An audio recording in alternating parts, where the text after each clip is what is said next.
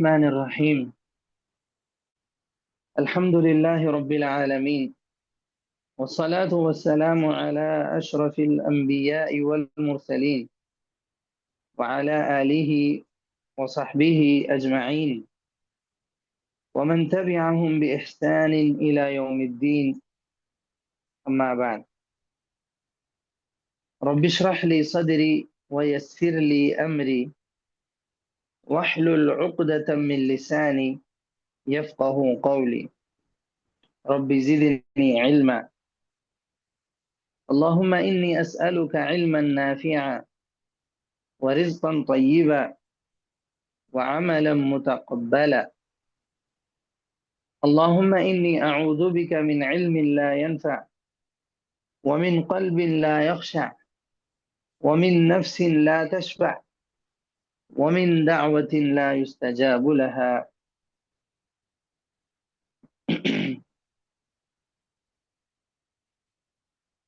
وعن ابن عمر رضي الله عنهما قال: قال رسول الله صلى الله عليه وسلم: لا يقيم الرجل من مجلسه ثم يجلس فيه، ولكن تفسحوا وتوسعوا. متفق علیہ۔ ابن عمر رضی اللہ عنہما سے روایت ہے، فرماتے ہیں کہ رسول کریم صلی اللہ علیہ وسلم نے فرمایا کہ کوئی آدمی کسی دوسرے آدمی کو اس کی جگہ سے مت اٹھائے کہ پھر خود اس کی جگہ بیٹھ جائے، لیکن کھل جاؤ اور کشادہ ہو جاؤ۔ حدیث کو امام بخاری اور امام مسلم دونوں نے روایت کیا ہے۔ جی، تو ہم اس حدیث کے الفاظ معنی لکھ رہے تھے، اور تقریباً ہم نے لکھ لیے تھے الفاظ معنی، یقیمو کے بھی لکھ چکے، پھر اس کے بعد رجل اور پھر جلسہ کی بھی تشریح ہم نے لکھی، اور من کے سارے معنی ہم نے لکھے ہیں الحمدللہ۔ من ہم نے لکھا تھا، تقریباً 11 معنوں کے لیے استعمال ہوتا ہے، اس کے 11 معنی آتے ہیں، وہ لکھایا تھا۔ تو جنہوں نے لکھا ہوگا الحمدللہ ان کا فائدہ ہے، اور جو نہیں لکھے یا نہیں لکھ پائے تو اپنے ساتھیوں سے انشاءاللہ وہ چیز لے لے اور نوٹ کر لے۔ بہت اہم چیزیں ہیں اور بہت فائدے مند چیزیں ہیں۔ اس کے بعد سما کے بارے میں ہم نے پڑھا۔ سما 2 طرح کا ہوتا ہے، ایک تو سما جو ہمارے سامنے ہے ضمہ کے ساتھ، اور ایک ہے سما یعنی سا پر فتحہ کے ساتھ۔ تو سما جو ہے ضمہ کے ساتھ وہ حرف عطف ہے، حرف عطف، اور سما جو ہے فتحہ کے ساتھ وہ اس میں ظرف ہے، ایک حرف عطف ہے اور ایک اس میں ظرف ہے۔ جی، تو دونوں الگ ہیں، تو ظاہر سی بات ہے دونوں کا معنی بھی الگ ہوگا۔ تو سما بعد کے معنی میں آتا ہے، بعد کے معنی میں، اس کے بعد، اس طرح۔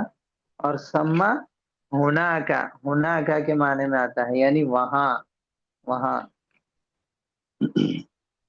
جی، تو یہاں تک ہم لوگ پڑھ لیے تھے۔ اس کے بعد ثم یجلس فیہ، حدیث کا جو لفظ ہے ثم یجلس فیہ، یہ جو لفظ ہے فی، یہ بھی بہت زیادہ اہم ہے عربی زبان میں، بہت زیادہ اس کا استعمال ہوتا ہے۔ تو جس طرح زیادہ استعمال ہے تو اسی طرح زیادہ اس کے معنی بھی ہیں، اور بہت ساری اس سے چیزیں مراد لی جاتی ہیں، تو اس کے بارے میں بھی آپ لوگ لکھ لیجئے۔ فی جو ہے، فی یہ بھی حروف جر میں سے ہے، جس طرح من بھی حروف جر میں سے ہے، فی بھی حروف جر میں سے ہے، یعنی حروف جر یعنی اپنے بعد آنے والے اسم کو وہ جر دیتا ہے۔ جی، زیر آتا ہے اس کے بعد جو حرف آتا ہے فی کی وجہ سے۔ یہ تو بنیادی چیز ہے اس کی کہ یہ حروف جر میں سے ہے اور جر ہی دے گا، لیکن معنی اس کے بہت سارے بدلتے ہیں، جگہ کے اعتبار سے اور سیاق و سباق کو دیکھتے ہوئے اس کے معنی کیے جائیں گے۔ ہمیشہ اس کا معنی میں نہیں کیا جا سکتا، فی کے معنی کیا ہے؟ میں، جیسے ان انگلش میں کہتے ہیں ان، یعنی اندر، اس کے اندر. تو فی کا معنی ہمیشہ میں نہیں کیا جائے گا، بلکہ بہت الگ الگ معنی اس کے ہیں. آپ لوگ لکھیے. سب سے پہلے تو یہ ظرفیہ کے طور پر استعمال ہوتا ہے. الظرفیہ، نمبر ایک الظرفیہ،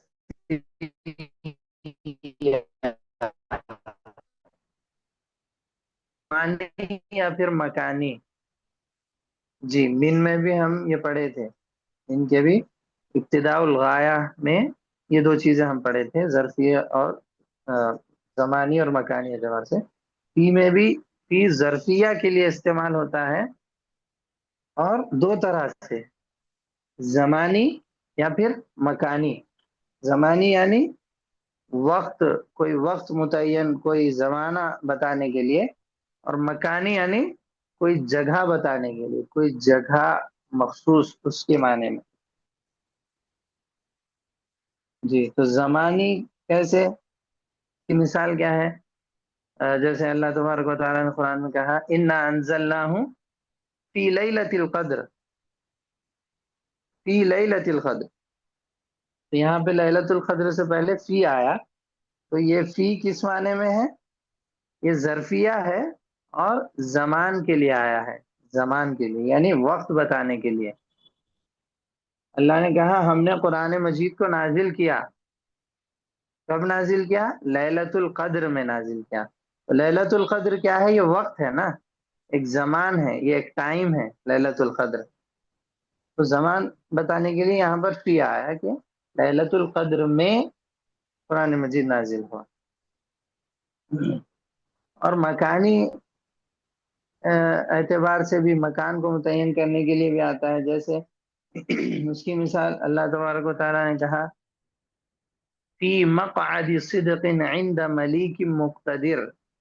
فی مقعد صدق عند ملیک مقتدر، یعنی کہ جنتیوں کا تذکرہ کرتے ہوئے اللہ نے کہا کہ جنتیوں کے لیے جنت میں ان کے بیٹھنے کے مطلب جگہ ٹھکانے ان کے ہم نے متعین کر رکھے ہیں جنت میں سب کے لیے. بیٹھنے کی جگہ، یہاں پر جگہ بتا رہے ہیں، مکان. یہاں جو فی آیا وہ مکان بتانے کے لیے، جگہ بتانے کے لیے. جی، تو یہ سب سے پہلا استعمال ہو گیا ظرفیہ، جو زمان بتانے کے لیے یا مکان بتانے کے لیے دو اعتبار سے بھی آتا ہے.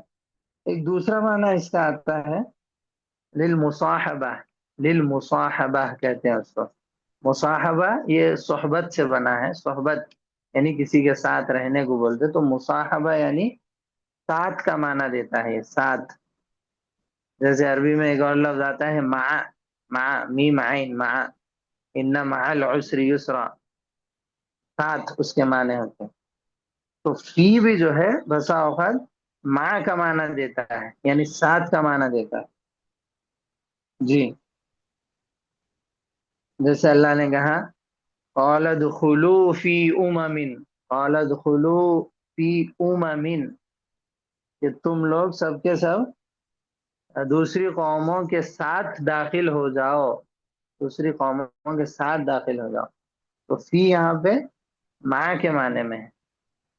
فی امم، قوموں کے ساتھ، قوموں میں نہیں کریں گے، اس کا ترجمہ ساتھ کریں گے. جی، تو یہ دوسرا معنی اس کا ہوا المصاحبہ.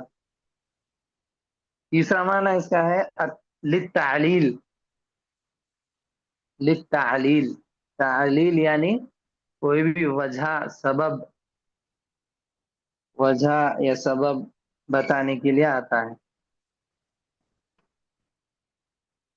جی، جیسا کہ ایک حدیث میں ہے، پیارے نبی صلی اللہ علیہ وسلم نے کہا دخلت امرأة النار فی ہرۃ. جو واقعہ مشہور ہے، آپ لوگوں نے سنا ہوگا کہ ایک بلی کو جو ہے عورت باندھ دی تھی، اس کو کچھ بھی کھانا پینا نہیں دی، اور وہ بلی ویسے ہی بھوک اور پیاس سے تڑپ تڑپ کے مر گئی. تو وہ عورت بہت نیک تھی، نمازی روزے دار، بہت اللہ والی تھی، لیکن اس بلی کو اس نے ایسے باندھ دیا، اس کو کچھ کھانے پینے کے لیے نہیں دیا، وہ بلی مر گئی، تو اس کی وجہ سے اللہ کیا ہے، اس کو جہنم میں ڈال دیا، اس عورت کو، اللہ المستعان۔ تو اس بلی کی وجہ سے جہنم میں گئی۔ تو پیارے نبی نے حدیث میں جو الفاظ استعمال کیے وہاں پر، دخلت امرأۃ النار فی ہرۃ، عورت جہنم میں داخل ہو گئی، فی ہرۃ، بلی میں نہیں کریں گے، وہاں ترجمہ بلی میں کریں گے تو معنی پورا غلط ہوگا اس میں۔ تو وہاں فی کس معنی میں ہے؟ تعلیل، یعنی سبب بتانے کے لیے آ رہا ہے وہ، فی ہرتن یعنی بلی کی وجہ سے، ایسا ترجمہ کریں گے آپ۔ عورت جہنم میں داخل ہو گئی ایک بلی کی وجہ سے۔ جی، تو یہ تیسرا معنی اس کا تھا للتعلیل، تعلیل بتانے کے لیے، سبب اور وجہ بتانے کے لیے۔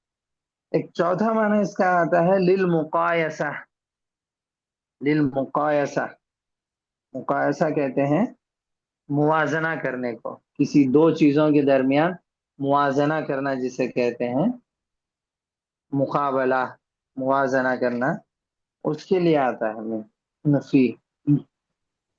تو یہ چوتھا معنی ہے اس کا۔ جیسے اللہ تبارک و تعالیٰ نے کہا فما متاع الحیات الدنیا فی الآخرۃ الا قلیل، یہ دنیاوی زندگی تو یعنی کوئی سامان، دنیاوی زندگی کا سامان تو آخرت کے مقابلے میں بہت کم ہے، بہت تھوڑا ہے۔ تو فما متاع الحیات الدنیا، دنیاوی زندگی کا سامان کچھ بھی نہیں ہے، فی الآخرتی، فی الآخرتی آخرت میں نہیں، آخرت میں نہیں، بلکہ معنی کیا ہوگا، آخرت کے مقابلے میں۔ تو فی یہاں کس معنی میں ہے؟ موازنہ کرنے کے معنی میں ہے، مقابلہ، دنیا اور آخرت کا موازنہ کیا جا رہا ہے یہاں پر، دنیا کو آخرت کے مقابلے میں حقیر بتایا جا رہا ہے۔ تو فی یہاں پر ان دونوں کے درمیان موازنے کے لیے آیا ہے، اس کا معنی ایسے ہے۔ جی، اس کے بعد ایک اور پانچواں معنی اس کا ہے، پانچویں نمبر پر للاستعلاء، للاستعلاء، اس کا آپ ایسے بھی کہہ لیجیے بمعنی علا، بمعنی علا، علا کے علا، یہ بھی حرف جر میں سے ہے، اس کی بھی انشاءاللہ جب وقت آئے گا تو پڑھیں گے اس کے بارے میں بھی۔ لیکن علا جو حرف جر ہے وہ اوپر، پر کے معنی میں آتا ہے، اس کا معنی ہوتا ہے پر۔ جیسے اللہ نے کہا الرحمن علی العرش استوى، علی العرش استوى، اللہ تبارک و تعالی رحمان عرش کے اوپر مستوی ہے، عرش پر مستوی ہے۔ تو فی بھی جو ہے بسا اوقات علا کا معنی دیتا ہے، یعنی پر کا معنی۔ فی کا اصل معنی تو میں ہے، ان ہے، لیکن بسا اوقات علا کا معنی دیتا پر، یعنی آن، آن۔ جیسے قرآن میں آیا کہ فرعون کے بارے میں اللہ نے جب ذکر کیا، تو جب لوگ ایمان لائے تھے تو ان کو دھمکی دیتے ہوئے فرعون نے کہا تھا وَلَأُصَلِّبَنَّكُمْ فِي جُذُوعِ النَّخْلِ، وَلَأُصَلِّبَنَّكُمْ فِي جُذُوعِ النَّخْلِ، کہ میں تم لوگوں کو یہ کھجور کے درخت کے تنوں کے اوپر پھانسی دوں گا، پھانسی دے دوں گا، تم لوگوں کو سولی پر چڑھاؤں گا، بولا تھا فرعون۔ تو فی یہاں پر میں کے معنی میں نہیں ہے، بلکہ علا کے معنی میں ہے، پر۔ جی،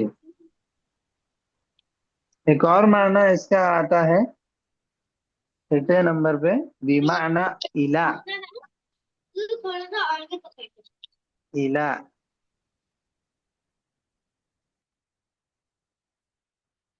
الہ بھی جو ہے حرف جر ہے، یہ بھی من، فی، علا، الہ، یہ پورے حروف جر ہیں۔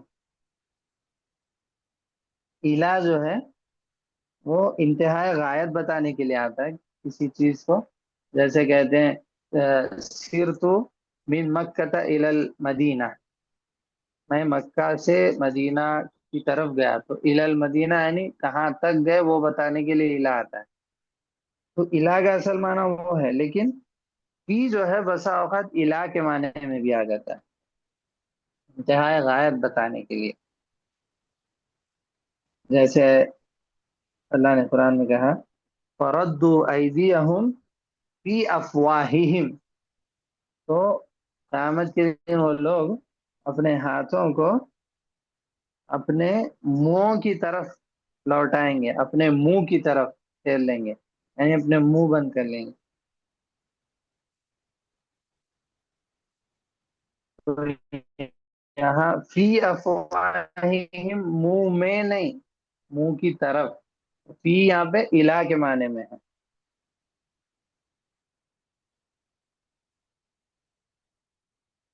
ایک اور معنی اس کا ہے نمبر 7، ساتواں معنی اس کا ایک اور ہے من کے معنی میں. من کی تفصیل ہم پڑھ لیے نا، ویسے ہی من جو ہے ہم جو اس کی تفصیل پڑھے تھے، وہ جو من ہے اسی من کے معنی میں بھی آتا ہے یہ بسا اوقات فی.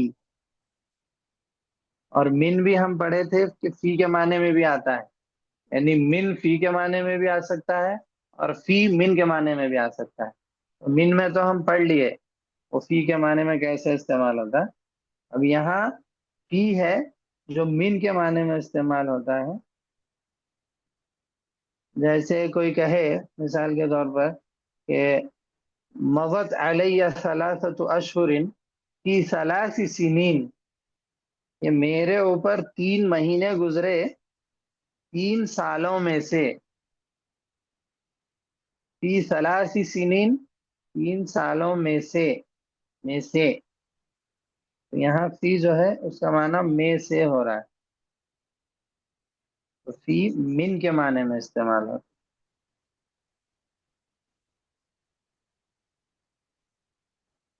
جی، ایک اور معنی فی کا، 8واں معنی، آخری جو معنی ہے اس کا، وہ با کے معنی میں استعمال ہوتا ہے. با، جی، با کس معنی میں آتا ہے؟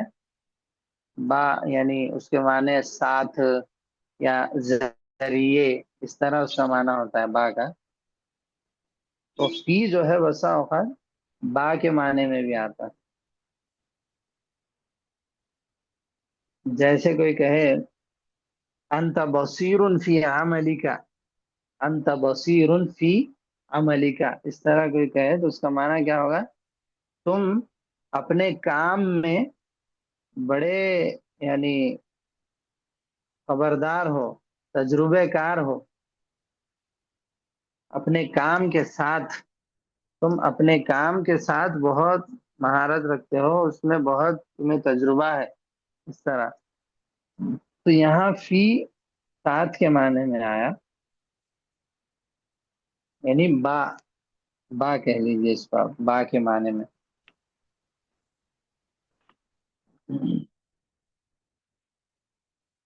جی، تو تقریباً یہ فی کی تفصیل تھی.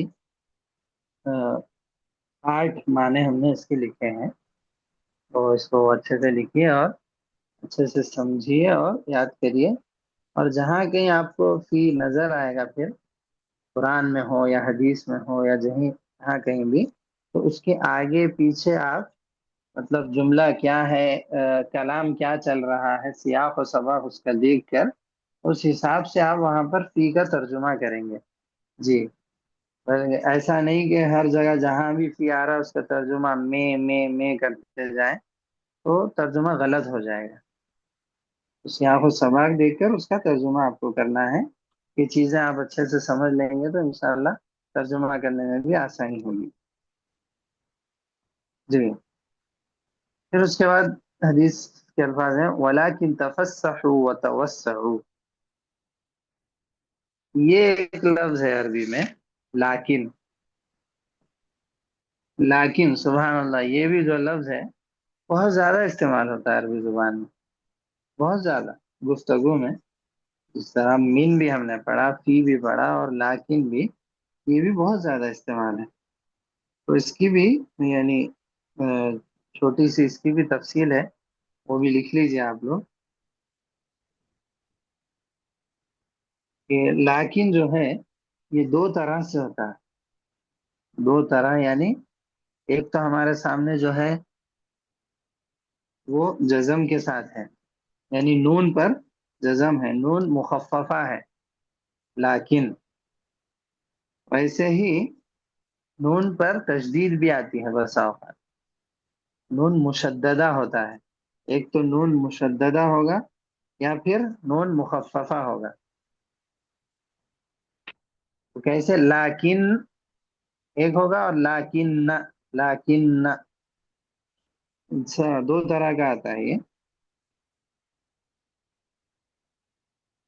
لیکن لیکن دیکھیے میں بھی لیکن بول رہا ہوں، یعنی اردو میں بھی ہم لوگ یہ بہت زیادہ استعمال کرتے ہیں، عربی میں لیکن ہے، لیکن ہم لوگ اردو میں لیکن استعمال کرتے ہیں. جی.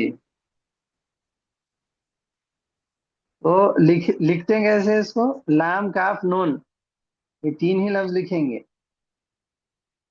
لیکن پڑھیں گے کیسے اس کو؟ لام الف کاف نون، لیکن، لیکن نہیں پڑھیں گے، لیکن جی لکھیں گے ایسے تین حرف، لیکن پڑھیں گے لام کے بعد الف کے ساتھ، لیکن. لیکن نون مخففہ کے ساتھ ہو یا مشددہ کے ساتھ، لیکن نہ. تو لکھنے میں الف محذوف کر دیا جاتا ہے، لیکن پڑھنے میں لام کو الف کے ساتھ ملا کر پڑھا جاتا ہے. تو یہ دونوں اس کی قسمیں ہیں اور اس کے پڑھنے کا طریقہ ہم جان لیے. اب پہلے یہ دیکھ لیتے ہیں کہ لاکنہ، لاکنہ جو ہے تشدید کے ساتھ، نون مشددہ کے ساتھ، یہ جو ہے اس کو حرف مشبہ بالفعل کہتے ہیں، حرف مشبہ بالفعل. جی نحو میں پڑھے ہوں گے آپ لوگ، یہ نحو میں آپ لوگ ان واخواتها، کانا واخواتها کی بحث پڑھے ہوں گے. کانا واخواتها، ان واخواتها، یہ ایک سبق ہے نحو میں. تو انا واخواتها، انا اور اس کی بہنیں، یعنی اس سے اس طرح کے الفاظ جو ہیں انا کی جیسے، اسی میں سے انا واخواتها میں سے یہ ایک لفظ ہے لاکنہ. لاکنہ اس کو حرف مشبہ بالفعل کہتے ہیں، حرف مشبہ بالفعل. انا واخواتها جو سارے ہیں وہ ساروں کو حروف مشبہ بالفعل کہتے ہیں، اس کو بھی حرف مشبہ بالفعل. لیکن اس کا ایک اور خاص نام ہے، لاکنہ کا ایک خاص نام ایک اور ہے، اس کو کہتے ہیں حرف استدراک. حرف استدراک کہتے ہیں اس کو، حرف استدراک. جی تو اس کا عمل بھی ہوتا ہے، یعنی جب یہ آتا ہے کسی جملے پر تو آگے والے حرف پر عمل کرتا ہے، وہ عمل یعنی اپنا اثر اس پہ ظاہر کرتا ہے. لیکن نہ جب آئے گا، یہ جملے اسمیہ پر جب داخل ہوتا ہے تو اس کا جو اسم ہوگا، لاکنہ کا اسم ہوگا، اسم کو نصب دے گا یعنی فتحہ، اور خبر کو رفع دے گا یعنی ضمہ. جی پڑھے ہوں گے آپ لوگ یہ، میں سمجھ رہا ہوں، تو آسانی ہے آپ لوگوں کو سمجھنے میں. یہ جیسے ان اللہ غفور، ان اللہ غفور جیسے کہتے ہیں، تو ان کیا کیا؟ اپنے بعد والے اسم کو نصب دیا، اللہ، ان اللہ، خبر کو رفع دیا غفور. تو ویسے ہی لاکنہ کا بھی عمل ہوتا ہے، اپنے اسم کو نصب دیتا ہے اور خبر کو رفع دیتا ہے. جیسے مثال کے طور پہ کوئی کہے کہ غاب زید لیکن بکرن حاضر. غاب زید، زید غائب ہے کلاس سے، لیکن بکرن حاضر، لیکن بکرن حاضر. بکرن لیکنہ کا اسم ہے اس لیے اس کو نصب دیا، حاضر اس کی خبر ہے اس لیے اس کو رفع دیا، لیکن بکر حاضر ہے. جی تو یہ لاکنہ کے بارے میں ہم لوگ دیکھیں، جو نون مشددہ کے ساتھ ہے، حرف مشبہ بالفعل اس کو کہتے ہیں، اور اس کا ایک اور نام حرف استدراک ہے، اور یہ اپنے اسم کو نصب اور اپنی خبر کو رفع دیتا ہے، جیسا کہ ہم دیکھ لیے. اور بسا اوقات یہ تاکید کے لیے بھی آتا ہے، تاکید کے لیے.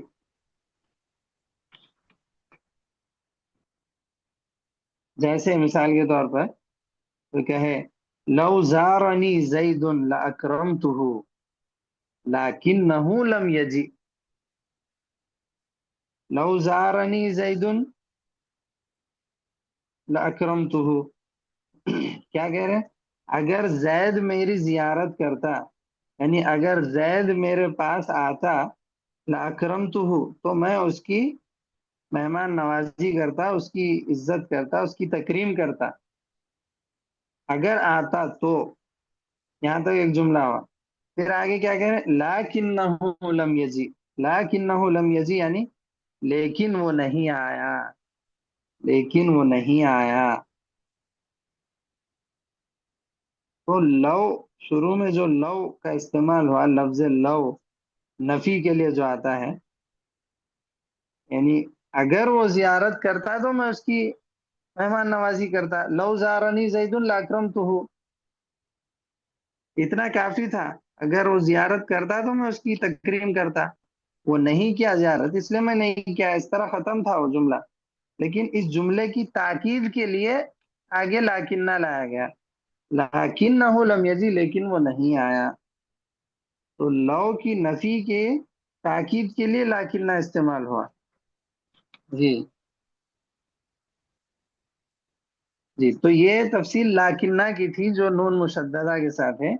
اب لاکن دیکھ لیجئے. لاکن جو نون مخففہ کے ساتھ ہے، لاکن صرف، جیسا کہ حدیث میں بھی ہمارے سامنے ہے. تو لاکن بھی یہ دو طرح کا ہوتا ہے. لاکن، لاکن دو طرح کا کیسے ہوتا ہے؟ ایک تو وہ پہلے سے لاکنہ ہی تھا، لاکنہ تشدید کے ساتھ ہی تھا، اس کو تشدید ہٹا کے مخفف کر دیا گیا لاکن. اور ایک اس کا قسم پہلے سے تشدید وہ کچھ نہیں تھی، بلکہ ڈائریکٹلی شروع سے ہی یہ مخففہ تھا، لاکن ہی تھا شروع سے. ایک پہلے مشددہ تھا، بعد میں مخففہ کیا گیا، اور ایک پہلے سے ہی مخففہ ہے. یہ دو طرح کا لاکن ہوتا ہے اس میں. تو یہ کیسے ہوتا ہے؟ اگر وہ مشددہ تھا پہلے سے اور تشدید ہٹا دی گئی، مخففہ کر دیا گیا، تو تشدید اس کی جب ہٹ گئی تو اس کا عمل بھی باطل ہو جائے گا، اس کا عمل بھی ختم ہو جائے گا. عمل کیا تھا اس کا؟ اپنے اسم کو نصب دینا، اپنی خبر کو رفع دینا. تو یہ عمل بھی اس کا ختم ہو جائے گا. اب یہ کیا بن کے رہ جائے گا؟ صرف حرف مشبہ بالفعل نہیں رہے گا. کیا بن جائے گا؟ حرف ابتدا بن جائے گا. حرف ابتدا، حرف ابتدا یعنی دو جملوں کے درمیان آئے گا، دو جملوں کو جوڑنے کے لیے، پیچھے والے جملے کو آگے والے جملے سے جوڑنے کے لیے یہ ان دو جملوں کے درمیان آئے گا، ان دو جملوں کو جوڑنے کے لیے. اور بسا اوقات یہ واو کے ساتھ بھی آ جاتا ہے اور واو کے بغیر بھی آتا ہے. واو کے ساتھ بھی اور واو کے بغیر بھی آتا ہے. جیسا آپ حدیث میں دیکھیے ہمارے سامنے واو کے ساتھ ہے، جی، ولیکن. تو واو کے ساتھ بھی آتا ہے اور یہ کبھی واو کے بغیر بھی آتا ہے. جیسے کوئی کہے مثال کے طور پر قام زید ولیکن عمرو جالس. قام زید ولیکن عمرو جالس. زید کھڑا ہوا، لیکن عمرو بیٹھا ہے، عمرو بیٹھا ہوا ہے. جی. تو اس کا عمل باطل ہو جائے گا، اور یہ حرف ابتدا بن کے رہے گا دو جملوں کو جوڑنے کے لیے. کبھی واو کے ساتھ آئے گا اور کبھی بغیر واو کے. یہ تو تھا جو نون مشددہ تھا اس کو مخففہ کیا گیا، تو یہ اس کے بارے میں تھا. ایک اور اس کی قسم کیا تھی؟ جو پہلے سے ہی مخففہ تھا. جو پہلے سے ہی مخففہ تھا اس کا عمل کیا ہے؟ وہ دو مفرد جملوں کے درمیان آتا ہے. دو مفرد جملے، جی، مکمل جملہ نہیں، صرف مفرد جملے، دو مفرد جملوں کے درمیان آتا. لیکن اس کی تین شرطیں ہوں گی. لیکن جو پہلے سے ہی مخففہ ہے، مشددہ سے نہیں کیا گیا مخففہ، وہ دو مفرد جملوں کے درمیان آتا ہے، لیکن اس کی 3 شرطیں ہوں گی۔ پہلی شرط کیا ہے؟ اس سے پہلے نفی ہو یا نہیں ہو۔ نفی یعنی ما، لفظ ما نافیہ، ما نافیہ، نفی ہو یا نہیں ہو۔ نہیں یعنی لا، لا ناہیہ جس کو کہتے ہیں۔ تو یا تو اس سے پہلے، لیکن سے پہلے نفی ہو یا نہیں ہو، یہ ایک شرط ہے اس کی۔ دوسری شرط ہے اس کے بعد والا جملہ جو ہے، اس کے بعد جملہ جو آئے گا وہ مکمل جملہ نہیں ہوگا، بلکہ ایک مفرد اسم ہوگا، خالی ایک مفرد اسم ہوگا، پورا مکمل جملہ نہیں۔ اس کے بعد جو آئے گا ایک مفرد اسم ہوگا وہ صرف۔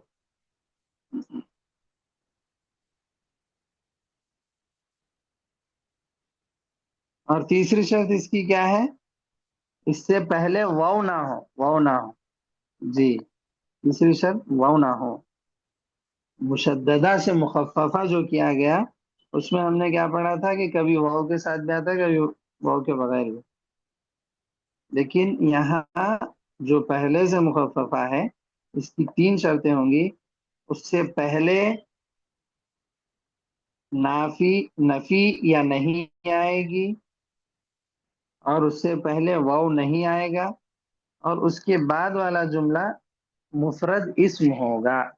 یہ 3 شرطیں اس کی۔ جی، تو یہ چھوٹی سی یعنی اس کی تفصیل تھی لاکنہ کی، اس کو آپ اچھے سے ذہن میں رکھیے۔ بہت زیادہ ہی عربی میں استعمال ہوتا ہے، اور جہاں کہیں آپ یہ استعمال اس کا دیکھیں گے تو فوراً آپ سمجھ جائیں گے کہ یہ کس معنی میں یہاں استعمال ہو رہا ہے، اور یہ عمل کر رہا ہے یا نہیں کر رہا ہے، اعراب کیا ہوگا، سب آپ سمجھ جائیں گے اس سے اچھے سے۔ جی، اس کے بعد ایک لفظ ہے تفسحو۔ تفسحو اس کا فعل باب فتحہ سے آتا ہے، یعنی ثلاثی سے۔ ہمارے سامنے جو ہے وہ مزید فی سے ہے۔ ثلاثی سے جب اس کا فعل آئے گا، ثلاثی مجرد، باب فتحہ سے آئے گا، فسح یفسح، مصدر اس کا ہوگا فسحن، فسحن، مصدر فسحن ہوگا تو معنی کیا ہوں گے؟ کشادہ قدم رکھنا، کشادہ قدم رکھنا۔ اور یہی مطلب باب فتحہ سے ہی فسح یفسح، لیکن مصدر اس کا جب چینج ہوگا، جیسے فسوحن، فسوحن اگر اس کا مصدر ہوگا تو اس کے معنی ہوں گے کشادگی کرنا، کشادگی کرنا، کشادگی کرنا۔ جی، اور یہی فعل جب باب کروما سے آئے، باب کروما سے جب یہ فعل آئے گا، فسح یفسح، تو مصدر اس کا ہوگا فصاحتن، فصاحتن مصدر ہوگا اس کا۔ کسی بھی جگہ کے ساتھ آپ اس کو استعمال کریں گے، المکان ہو، اس کے معنی ہوں گے وسیع ہونا، وسیع ہونا۔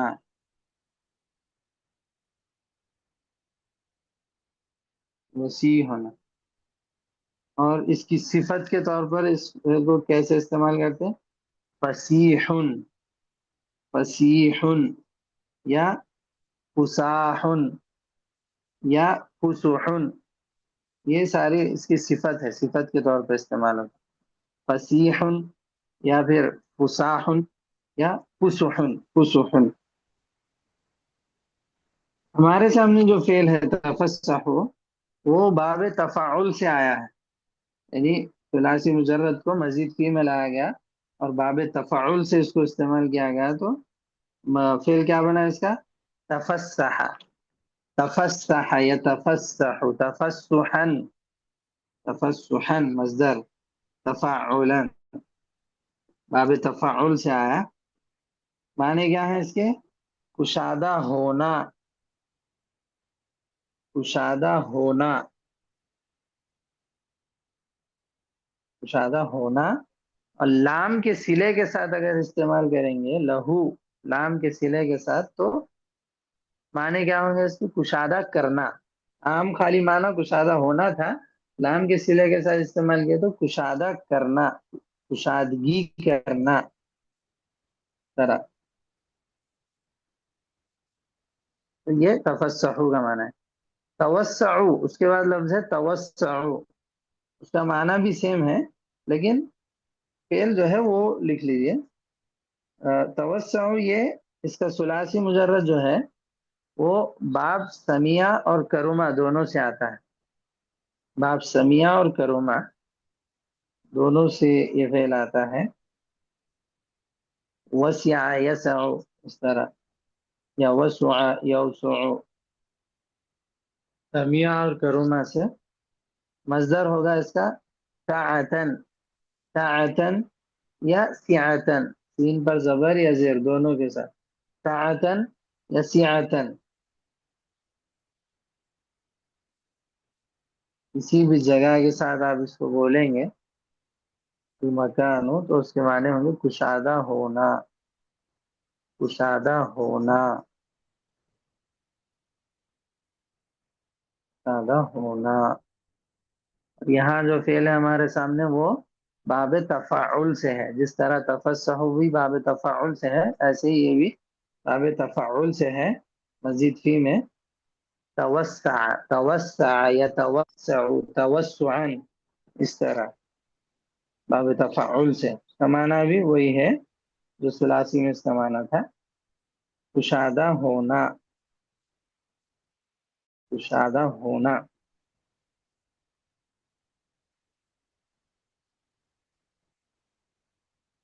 جی، وہ یہاں تک اس حدیث کے الفاظ معنی ہو گئے.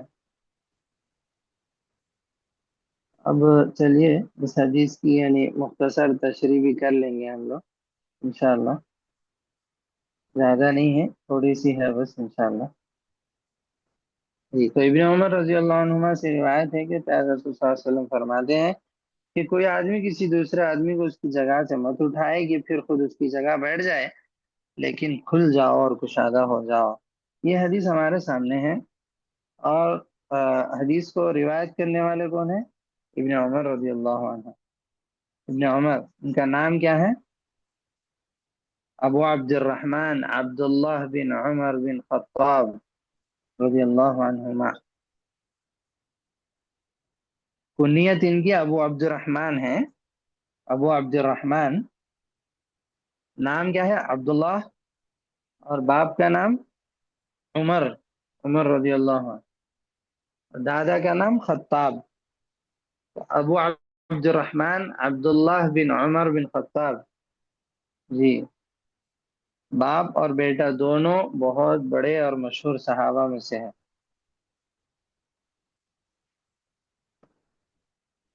جی، آپ کی پیدائش کب ہوئی عبداللہ رضی اللہ عنہ کی؟ اختلاف ہے اس میں.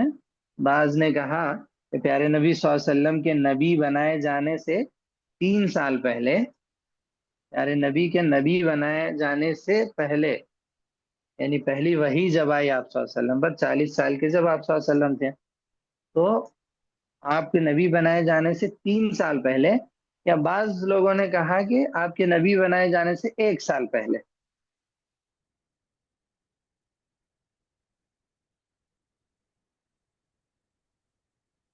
جی،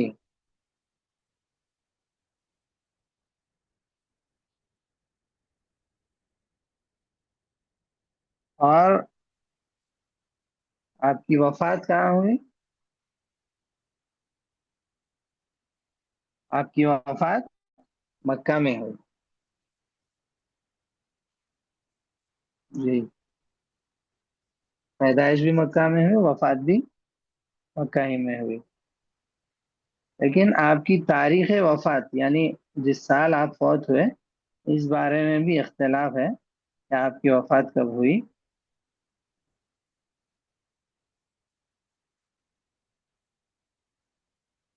جی، تو بعض لوگوں نے کہا 72 ہجری میں، بعض نے کہا 73، بعض نے کہا 74، بعض نے کہا 75 ہجری۔ 72، 73، 74، 75، یہ 4 سالوں میں یعنی اختلاف ہے اس میں علماء کے درمیان کہ کس سال آپ کی وفات ہوئی۔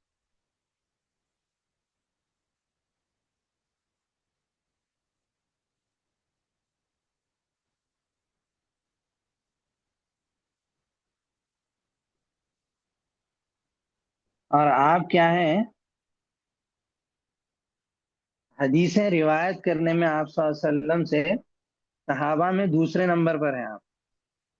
پہلے نمبر پر ہم کس کو پڑھے تھے؟ ابو ہریرہ رضی اللہ عنہ کو۔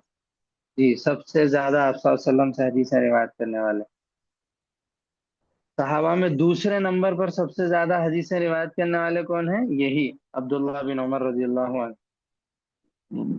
کتنی حدیثیں انہوں نے آپ صلی اللہ علیہ وسلم سے روایت کی؟ 2630، 2630 احادیث پیارے نبی صلی اللہ علیہ وسلم سے آپ نے روایت کی ہیں۔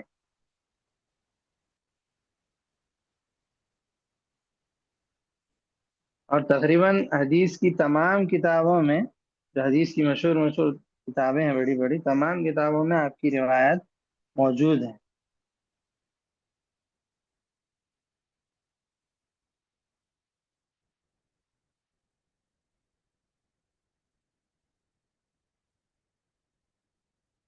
تو آپ صلی اللہ علیہ وسلم سے احادیث روایت کی ہیں، لیکن آپ صلی اللہ علیہ وسلم کے علاوہ بھی آپ نے اپنے باپ یعنی اپنے ابو عمر رضی اللہ عنہ سے بھی حدیثیں روایت کی ہیں، اور اپنی بہن حفصہ رضی اللہ عنہا سے بھی حدیثیں روایت کی ہیں۔ عمر رضی اللہ عنہ والد محترم، اور حفصہ رضی اللہ عنہ جو آپ صلی اللہ علیہ وسلم کی اہلیہ ہیں اور عبداللہ کی بہن ہیں۔ باپ اور بہن دونوں سے بھی آپ نے حدیثیں روایت کی ہیں۔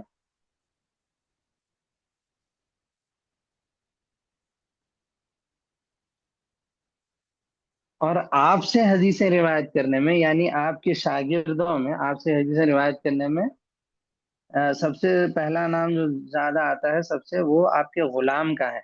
آپ کے غلام جو تھے نافع، جن کا نام تھا نافع، نافع مولا ابن عمر، اسی طرح مشہور ہے وہ نافع مولا ابن عمر، نافع ابن عمر کے غلام، یہ آپ سے زیادہ سب سے زیادہ روایت کرنے والے حدیثیں آپ کے شاگردوں میں ہیں۔ ایک اور نام ہے آپ کے بیٹے ہی کا، یعنی عبداللہ رضی اللہ عنہ کے بیٹے ہی، جن کا نام تھا سالم، سالم، سالم بن عبداللہ بن عمر بن خطاب، ایسے کہہ لیجیے۔ تو سالم بھی آپ کے بیٹے جو آپ سے حدیثیں زیادہ روایت کرتے ہیں۔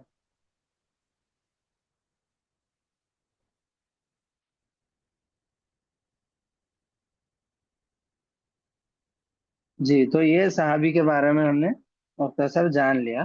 اب آئیے حدیث دیکھتے ہیں کہ پیارے نبی صلی اللہ علیہ وسلم کیا کہہ رہے ہیں۔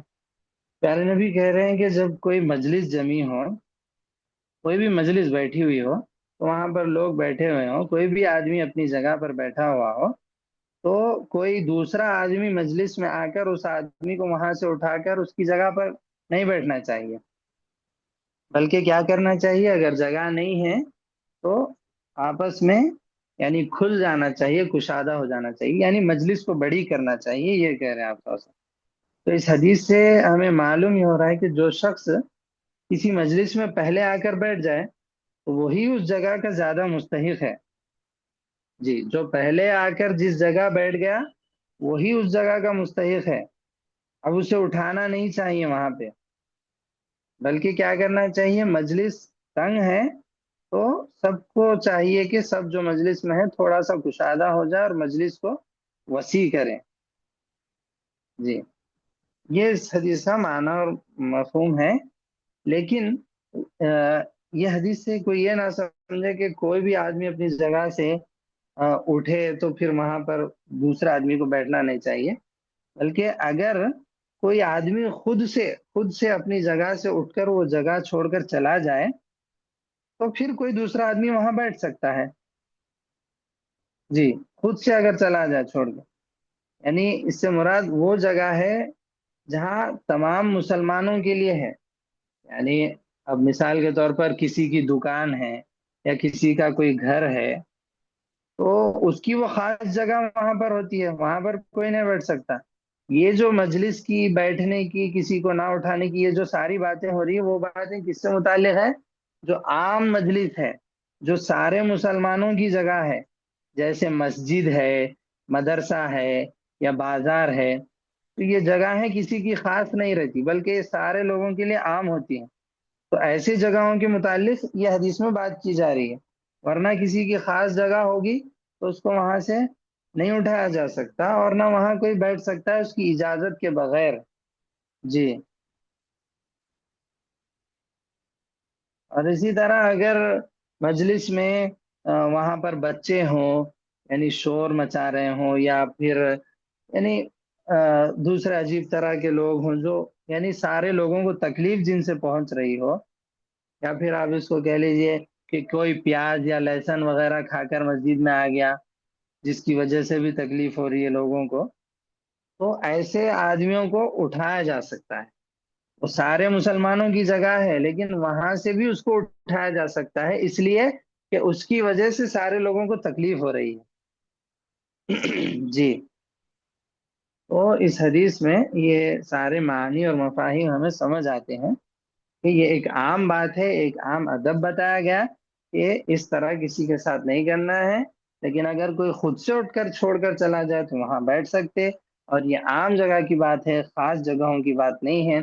اور عام جگہوں میں بھی اگر کوئی ایسا شخص ہو جو دوسروں کو تکلیف دے رہا ہو، تو اسے وہاں سے بھی اٹھایا جا سکتا ہے۔ اور سب سے بہترین بات اور ادب کیا سکھایا آپ صلی اللہ علیہ وسلم نے اس حدیث میں؟ ولیکن تفسحوا وتوسعوا، کہ تم لوگ کشادہ ہو جاؤ، کھل کر بیٹھ جاؤ۔ اور یہی چیز اللہ تبارک و تعالیٰ نے قرآن میں بھی فرمائی، سورہ مجادلہ میں اللہ نے کہا یا ایھا الذین آمنوا اذا قیل لکم تفسحوا فی المجالس فافسحوا یفسح اللہ لکم۔ اللہ نے قرآن میں کہا اے ایمان والو، جب تم سے کہا جائے کہ مجلس کو کشادہ کرو، تھوڑا سا وسیع ہو جاؤ، تو تمہیں چاہیے کہ تم کشادہ ہو جاؤ، مجلس کو وسیع کرو، اللہ بھی تمہیں کشادہ کرے گا، اور تم پر یعنی اپنی کشادگی نازل کرے گا، اپنی وسعت تم پر ڈالے گا۔ اس طرح سورہ مجادلہ میں بھی اللہ نے کہا، اور پیارے نبی صلی اللہ علیہ وسلم نے بھی اس حدیث میں کہا، تو لہٰذا اللہ اور نبی دونوں کا یہ حکم ہے، اس کو معمولی نہیں سمجھنا چاہیے، چھوٹا نہیں سمجھنا چاہیے، بلکہ اس پر عمل کرنے کی پوری طرح کوشش کرنی چاہیے، اور کسی کو مجلس میں تکلیف نہیں دینا چاہیے۔ جی، یہ مختصر سی اس حدیث کے متعلق معلومات تھی جو ہم نے معلوم کرنے کی کوشش کی۔ اللہ سے ہم دعا کرتے ہیں کہ اللہ تو ہمیں مزید قرآن اور حدیث کا علم عطا فرمائے، اور جو کچھ تو ہمیں علم عطا کرے اس پر عمل پیرا ہونے کی سب سے پہلے ہم کو توفیق عطا فرما، اور پھر دوسروں تک اس بات کو پہنچانے کی توفیق عطا فرما۔ آمین۔ وآخر دعوانا ان الحمد للہ رب العالمین۔